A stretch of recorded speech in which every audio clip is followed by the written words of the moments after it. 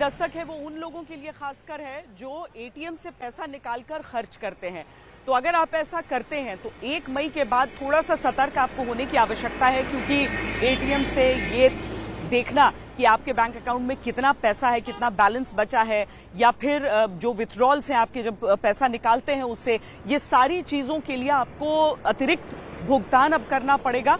साथ ही अगर minimum balance आप नहीं रखेंगे तो ये भी आपके लिए महंगा पड़ सकता है। दिखाते हैं आपको क्या क्या बदलाव होने वाले हैं। अगर आप एटीएम से पैसा निकालते हैं तो थोड़ा ध्यान दीजिएगा, क्योंकि अब आपको अपना ही पैसा बार बार एटीएम से निकालना और महंगा पड़ने जा रहा है। अभी नियम है कि आप दूसरे बैंक के एटीएम से मेट्रो शहरों में हर महीने 3 बार तक और गैर मेट्रो शहरों में हर महीने 5 बार तक मुफ्त ट्रांजैक्शन कर सकते हैं, यानी मुफ्त में पैसा निकाल सकते हैं। इस नियम के साथ अब ये जुड़ने जा रहा है कि तय सीमा के बाद दूसरे बैंक के एटीएम से प्रति ट्रांजैक्शन अब तक जो 17 रुपए लगता था उसकी जगह अब 19 रुपए लगेगा।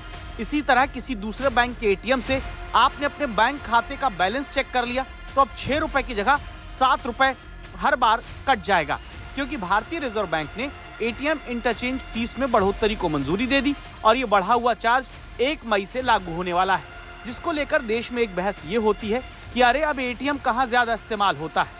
लेकिन वो लोग ये भूल जाते हैं कि ग्रामीण इलाकों, छात्रों के बीच अब भी एटीएम से बार बार सीमित पैसा निकालने का प्रचलन है, जिन्हें अब 1 मई से अपना ही पैसा निकालने के लिए ज्यादा चार्ज देना पड़ेगा।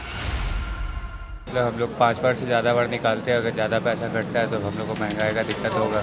जैसे अभी 10 रुपये 15 रुपये कटता था, अगर उससे ज़्यादा कटता है तो जो स्टूडेंट है उसको दिक्कत होगा, अगर जो सैलरी वाला है उसके लिए तो ठीक है। ऐसे तो नहीं होना चाहिए, एटीएम में तो चार्जेस नहीं लगने चाहिए। सर्विस चार्जेस अगर लग रहे हैं तो ये तो सही चीज़ नहीं है। कि सर पहले जो देखा जाता ट्रांजैक्शंस पर 5 ट्रांजैक्शंस पर फ्री था सर, अब जो है अब मेट्रो सिटीज़ में 5 और छोटे शहरों में 3 ट्रांजैक्शंस के बाद जो पैसे बढ़ा दिए इन्होंने। नहीं, ये तो सही चीज़ नहीं है। लोग अगर पैसे कैश नहीं रखेंगे तो बिना कैश का कैसे हो पाएगा। हर जगह तो यूपीआई काम करती नहीं है। मुमकिन है आपको लगे कि ये नियम फेयर नहीं है, आपके हक में नहीं है, लेकिन मिनिमम बैलेंस को लेकर भी बहुत सतर्क रहिएगा, क्योंकि 2019 से 2023-24 के बीच 12 सरकारी बैंकों के आंकड़े को ही देख लें तो मिनिमम बैलेंस मेंटेन न करने की वजह से, यानी कि जो न्यूनतम राशि होनी चाहिए बैंक अकाउंट्स में वो न मेंटेन करने की वजह से लोगों से जो पैसा वसूला गया वो 8,500 करोड़ था, और अब जो नियम में बदलाव हुए हैं ये राशि और ऊपर जा सकती है। आम आदमी जब कहीं बैंक में 2 पैसा जमा करता होगा तो मन ही मन कहता होगा आम आदमी बचाएगा क्या और बैंक वाले निचोड़ेंगे क्या, क्योंकि बैंक ग्राहक से कहते हैं कि एक मिनिमम बैलेंस खाते में बनाकर रखिए। अलग अलग बैंक में नियम है कि तिमाही या मासिक एक औसत बैलेंस खाते में बनाकर रखिए। अलग अलग बैंक में मिनिमम बैलेंस का ये नियम गांवों में 500 रुपए से लेकर महानगरों में 10,000 रुपए तक का है। इसी नियम के साथ अब आप देखिए, खबर बड़ी ये है कि 1 अप्रैल से खातों में मिनिमम बैलेंस का नियम बदलने जा रहा है। देश में सरकारी और प्राइवेट कई बड़े बैंक न्यूनतम बैलेंस की नई शर्त लागू करने जा रहे हैं, यानी अब बैंक नई शर्त के हिसाब से मिनिमम बैलेंस अकाउंट में नहीं रखा तो चार्ज लगाकर काटेंगे।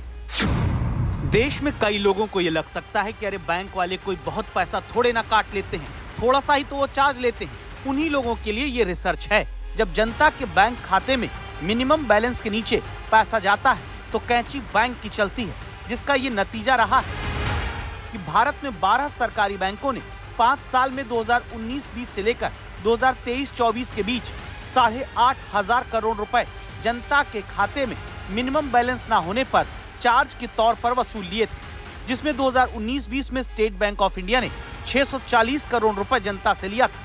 हालांकि उसके बाद एसबीआई ने इस मिनिमम बैलेंस वाले चार्ज को लेना बंद कर दिया। वहीं इसके बाद पंजाब नेशनल बैंक ने 5 साल में तब 1,538 करोड़ रुपए का चार्ज आम लोगों की जेब से काटा था। बैंक ऑफ बड़ौदा ने 5 साल में 1,155 करोड़ रुपए जनता से मिनिमम बैलेंस खाते में ना होने पर काट लिया। कैनरा बैंक ने 1,157 करोड़ रुपए जनता से लिए तो बैंक ऑफ इंडिया ने 827 करोड़ रुपए। बैंकों का दावा यह होता है कि ये खर्च एक खाते को मेंटेन रखने के लिए लिया जाता है, जो ग्राहक को पहले ही बताया जाता है। सवाल है कि आम आदमी से 5 साल में 8,500 करोड़ रुपए यानी हर साल 1,400 करोड़ रुपए से ज्यादा की वसूली क्या जरूरी है? बैंकों में खाता खुलवाकर जनता पैसा जमा करती है, वो कोई लग्जरी नहीं बल्कि गाढ़ी कमाई को बैंक में रखती है। लेकिन जहां उद्योगपति कर्ज ना भरे तो बट्टा खाता में वो पैसा जाता है, वहां जनता का पैसा मिनिमम बैलेंस के नाम पर काटकर बैंकों का पेट भरता है। और दस्तक देता सवाल कि अगर 5 साल से SBI ने इस चार्ज को खत्म कर रखा है तो बाकी सरकारी बैंक क्यों मिनिमम बैलेंस के नाम पर चार्ज लगाते हैं।